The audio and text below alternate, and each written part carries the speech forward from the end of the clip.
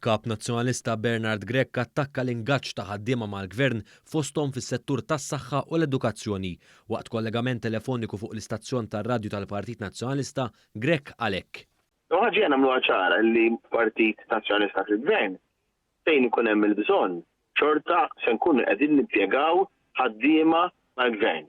Ma jfissirx però li dan se nkunu qegħdin nagħmluh anki biex jew sempliċement biex nkunu qegħdin nakkwistaw il-voti.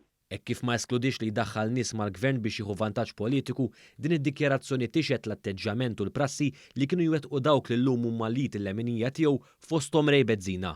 Bezzina li kien l-ex Chief of Staff tal-ex Ministru Nazzjonalista George Pulicino kien il-moħħ wara l-ingaġġ skandaluż fil-Wayserv.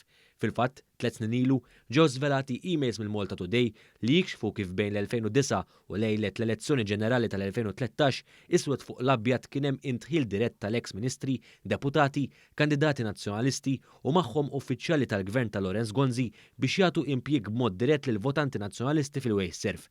Intant waqt l-intervista tiegħu Bernard Grech ipprova jqarraq dwar il-ħidma tal-gvern fil-qasam tal-ġustizzja. Is-sitwazzjoni fil-qasam tal-ġustizzja baqgħet sejra minn ġurnata l-oħra għallar u ma sar ebda avvanz.